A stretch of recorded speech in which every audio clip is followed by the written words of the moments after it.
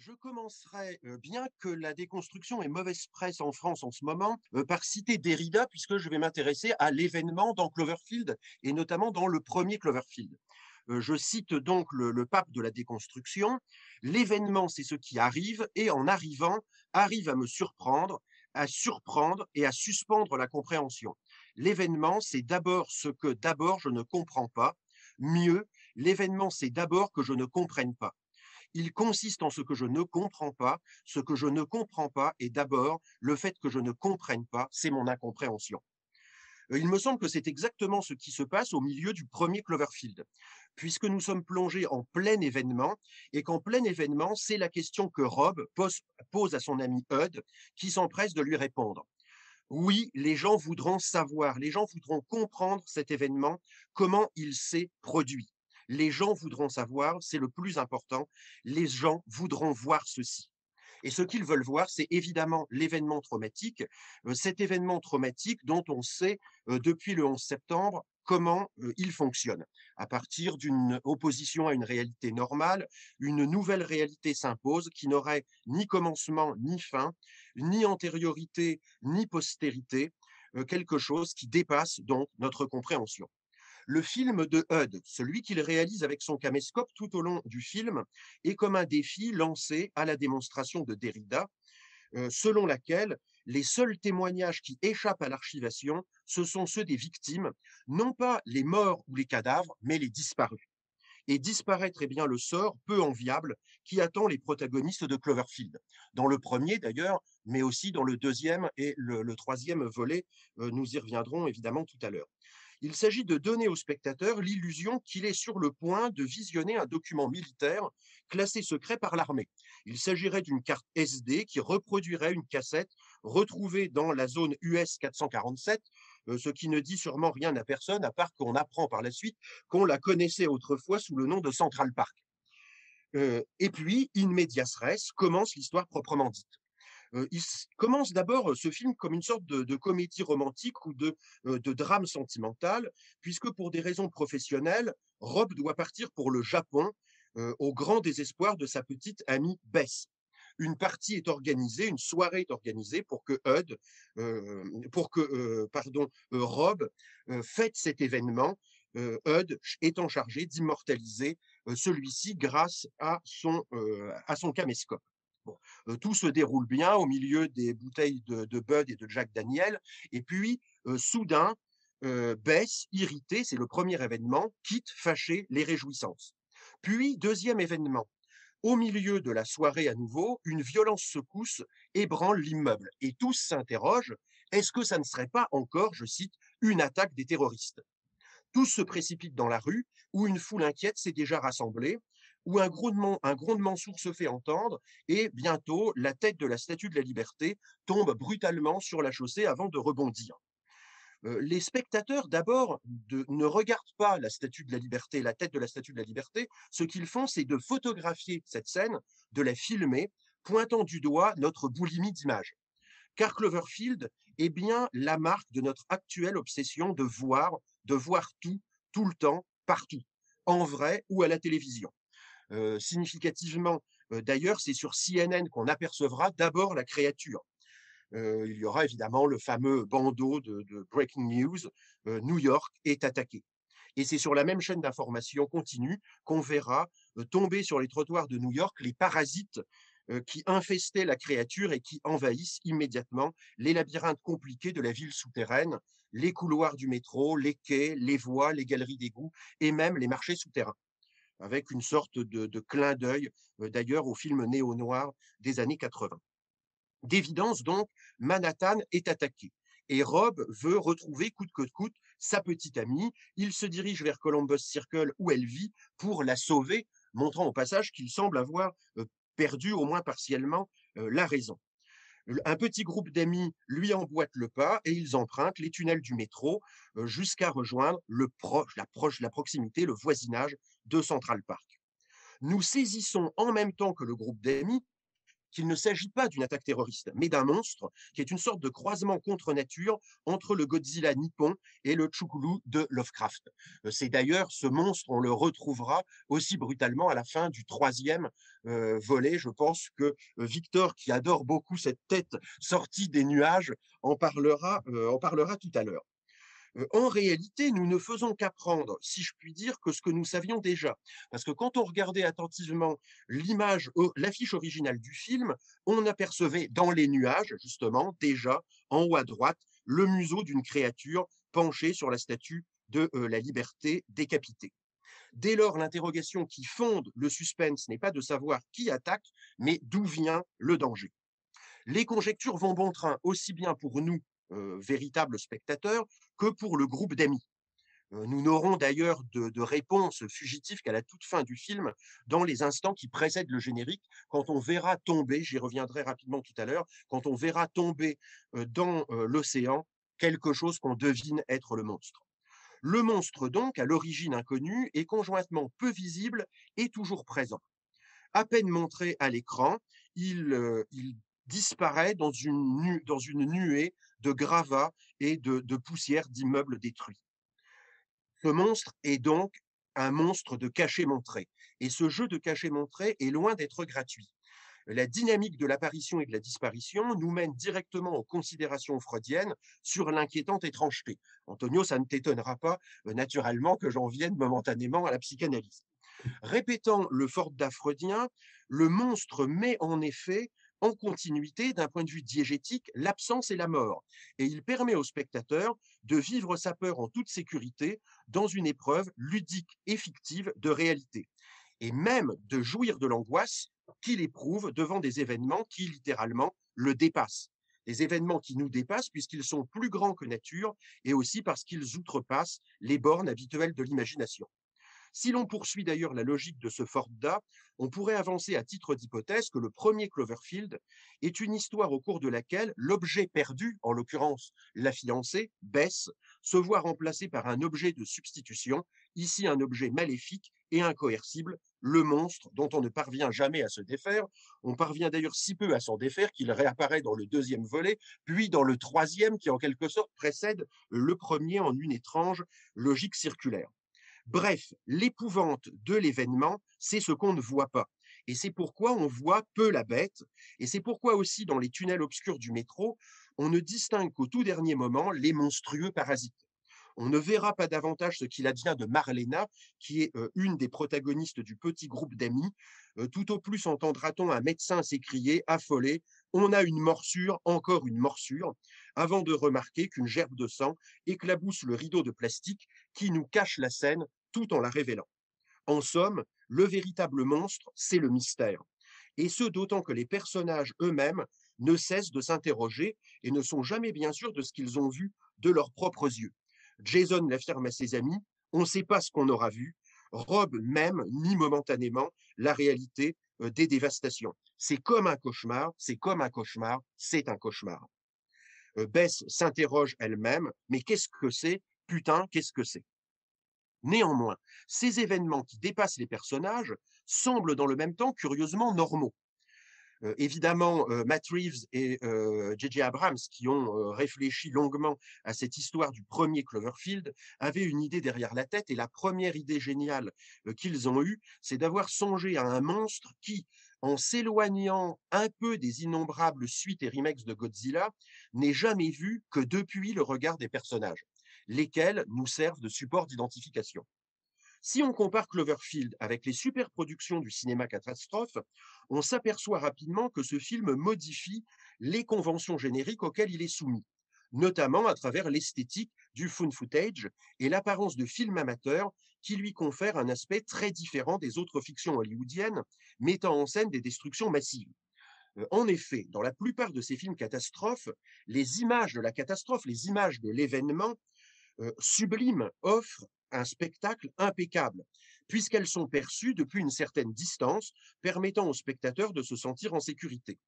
C'est en ce sens qu'il convient d'interpréter le recours habituel au point de vue omniscient, ainsi qu'aux vues aériennes, voire spatiales de l'événement, événement d'autant plus impressionnant qu'il se trouve en quelque sorte embelli. Les films catastrophes traditionnels, au-delà de la catastrophe, présente une image finale rassurante, comme si notre monde était certes fragile, mais aussi indestructible. Ça vaut pour les films classiques du cinéma catastrophe, ça vaut même pour les films plus récents, comme Greenland, par exemple. À travers la représentation d'images grandioses que le spectateur voit avec les yeux du ciel, en quelque sorte, ce sur quoi insistent ces films, c'est peut-être moins finalement la confusion, la désagrégation du monde ou la désorientation panique qu'engendre l'événement que la dimension esthétique spectaculaire de celui-ci. On pourrait faire une comparaison intéressante entre Cloverfield, pardon, Deep Impact, par exemple, San Andreas ou Greenland, dont je parlais à l'instant. Cloverfield, au contraire, réinscrit l'événement dans le chaos et la confusion. Tout se passe comme s'il s'agissait d'inventer un film catastrophe en prise directe sur la réalité, ou plus exactement sur ce réel sans loi dont parlait naguère Lacan. Tandis que dans les films catastrophes traditionnels, une vue d'ensemble permettait aux spectateurs d'appréhender la totalité des événements, conférant ainsi une cohérence à ces événements, dans Cloverfield, la réalité, devenue parcellaire, est circonscrite à la vision unique et particulière de quelques personnages. De ce fait, plutôt que d'une mise en scène de la lutte contre une menace, il n'est plus question que de survie, et seule subsiste l'impuissance des individus. Comme si désormais, en proie au doute, les États-Unis constataient leur vulnérabilité et leur impuissance partielle à agir sur l'histoire. Ainsi, ce que figure Cloverfield, c'est l'expérience du dessaisissement du sujet, un double désir de représenter la stupéfaction et de reproduire sur le plan de la fiction la modalité de manifestation des attentats du 11 septembre, la sidération devant le spectacle vécu comme en direct, en instantané. Une sidération qui n'est pas tout à fait la stupeur, mais qui est faite aussi d'indicibles, d'innommables, d'impensables. Car l'événement, comme la catastrophe, étant à la fois immense, terrifiant, horrifique, l'événement est aussi comme une irruption du sacré dans le quotidien profane, une irruption d'une altérité radicale qui nous fascine et nous repousse conjointement. Ainsi, le film s'attache moins aux destructions commises par le monstre dans les rues de Manhattan qu'au périple des jeunes gens confrontés à une crise extrême et à laquelle ils ne peuvent pas échapper. Rob le constate d'ailleurs en ces termes brutaux, il n'y a nulle part où aller. Si Cloverfield renouvelle si profondément le genre du film catastrophe, c'est qu'il montre le désastre dans une perspective intimiste, inventant ainsi un type inédit d'effroi cinématographique mêlé d'admiration, cette peur sur laquelle Lorraine reviendra tout à l'heure. Et dans une perspective d'autant plus intimiste que les images du présent, qui sont capturées tant bien que mal par Hud, sont régulièrement interrompues par celles que Rob a prises naguère de petits moments de bonheur avec Bess, ce qui renforce le drame qui se joue à New York et explique en même temps pourquoi Rob est prêt à tout pour sauver Bess.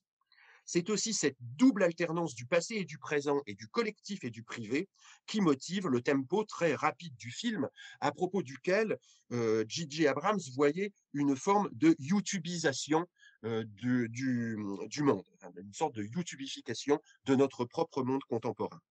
Bien entendu, un tel procédé prive le réalisateur de toute la syntaxe cinématographique classique. Dans Cloverfield, pas de plan large, pas de contre-champ ou de plan de coupe. Enfin, dans le premier Cloverfield et dans le deuxième, dans le troisième, il en va un peu différemment. Et puis, Juliette nous parlera de la question des déplacements et on aura sûrement l'occasion de revenir sur ce point. Cloverfield présente pour autant cet intérêt de faire de tout spectateur un voyeur, ce qui est d'autant plus intéressant que dans notre hypermodernité est devenue centrale cette jouissance scopique dont Lacan montrait justement qu'elle tient au désir de lever le voile de l'horreur. On trouve ainsi dans ce film des scènes extrêmement pathétiques, comme celle, par exemple, dans laquelle Hud, pris de court, manque plusieurs apparitions du monstre. Ce monstre qu'on ne voit pas, on ne peut même pas le traquer. C'est cette impression qui se dégage du film et qui peu à peu contamine les spectateurs. Mais précisément, ces moments accroissent la tension dramatique, car c'est une donnée anthropologique bien connue que l'invisible est intrinsèquement effrayant, ce qui explique que nous redoutions surtout ce qui est hors champ. C'est la grande leçon qui a été tirée par nos deux compères des Dents de la Mer et d'Alien. Ce qui nous inquiète, ce n'est pas ce qu'on voit, c'est ce qu'on ne voit pas.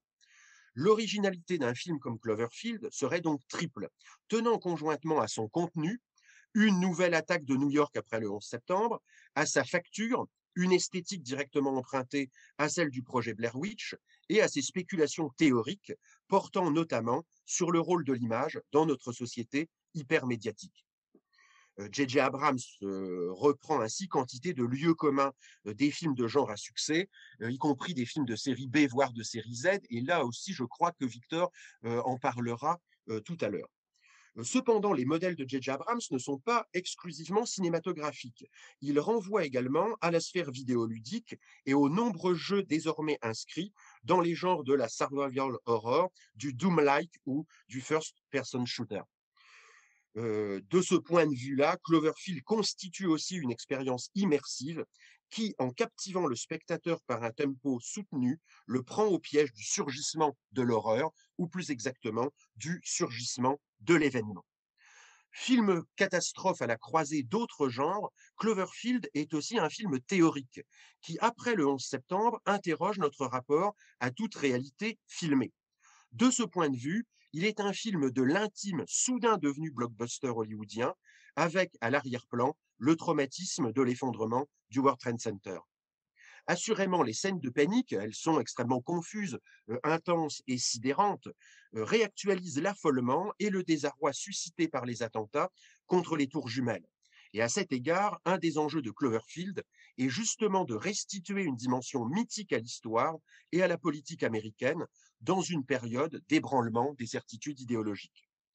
Dans l'époque confuse qui est la nôtre, où les ennemis ne sont jamais vraiment visibles, ça valait pour les terroristes d'Al-Qaïda et ça vaut pour notre virus ou nos virus contemporains, ce film met en scène un monstre qui ne peut jamais être pris en photo ni appréhendé rationnellement. En d'autres termes, toute la confusion et la panique qui s'emparent des personnages enrayent l'action.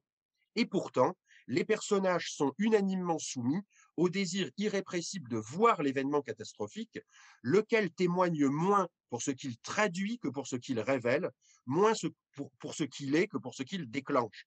Sa signification s'absorbe dans son retentissement, il n'est qu'un écho, un miroir de la société, un trou, c'est ce qu'avait bien montré Pierre Nora en étudiant ce qu'il appelait l'événement monstre. Évidemment, de ce point de vue, dès la première scène catastrophique du film, le centre de gravité de celui-ci se déplace, au sens où c'est le second plan qui appelle d'abord le regard. Et si le choix de la caméra portée permet de réduire au maximum le champ de vision, ce choix permet aussi de conserver à l'événement toute sa puissance. De ce point de vue, le choix de New York ne doit évidemment rien au hasard, et en détruisant cette ville symbolique des valeurs américaines et en anéantissant l'emblématique Statue de la Liberté, Cloverfield donne bien à voir une image de l'apocalypse au sens strict du terme. Une apocalypse qui est non seulement l'affirmation de la fin d'un univers, mais aussi un dévoilement, une révélation de ce qui était caché, de ce qui, jusqu'alors, gisait au fond du monde social. Une apocalypse en quelque sorte sans apocastase, c'est-à-dire sans restauration finale. Il en ira de même pour le deuxième volet et pour le troisième volet dont on reparlera très bientôt. Porter atteinte à New York, c'est porter atteinte non seulement à l'Amérique, mais au monde tout entier. À cet égard, on serait tenté d'avancer l'hypothèse que Cloverfield est aux attaques du 11 septembre, ce que le Godzilla de 1954 fut à la destruction de Nagasaki et d'Hiroshima. Cependant, l'ensemble du film constitue aussi une réflexion sur notre aliénation aux images, sur l'obsession hypermoderne de tout filmer, quelles que soient les circonstances, y compris les plus obscènes. Et une question lancinante poursuit les spectateurs, comme elle poursuit d'ailleurs les personnages, comment ce que nous voyons est-il possible? Cloverfield se fonde alors sur une étrange alliance. L'image vidéo avec ses contingences possède un puissant effet de réalité, voire de vérité. Mais à rebours, les effets spéciaux, notamment dans la mise en scène du monstre, viennent régulièrement mettre à mal la crédibilité de la dite image, rappelant sans cesse au spectateur que c'est bien une fiction dont il parcourt les méandres. Il y aurait d'ailleurs quelque chose à faire sur le labyrinthe dans les trois Cloverfield, et je suis sûr que Juliette, dans son analyse de l'espace, en parlera tout à l'heure. De cette ambiguïté entre la prise de conscience que tout est factice et la stupeur qu'induit un tel réalisme, naît l'impression troublante et même carrément dérangeante que tout est possible.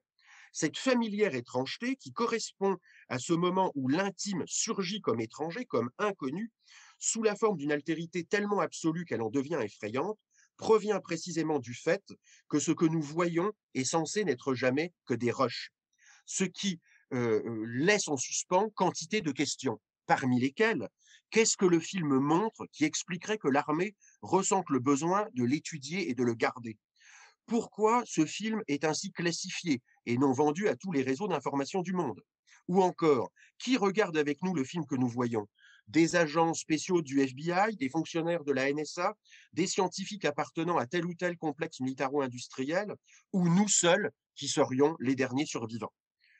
Peut-être que nous sommes d'ailleurs les 5 derniers survivants à avoir vu le premier Cloverfield, mais on ne le sait pas encore. Il faudrait un quatrième volet, naturellement, pour que nous en prenions pleinement conscience. Parce qu'il appartient à la tradition du cinéma direct. On pourrait presque le comparer avec Cannibal Holocaust, qui pourtant appartient à un genre extrêmement différent. Le film de Matt Reeves et Abrams, c'est un film où l'image se substitue au regard. Ne proposant à l'intérieur de la diégèse aucun recul critique, il réduit même le statut de personnage à celui de simple rescapé en sursis. Il n'y aura d'ailleurs qu'une seule survivante à la fin, Lily. Spoiler alerte en quelque sorte, mais enfin, je pense que l'affaire est entendue. Se présentant à la fois comme un faux documentaire et comme un documentaire falsifié, il est probablement une des fictions qui correspond le plus étroitement aux préoccupations du monde contemporain.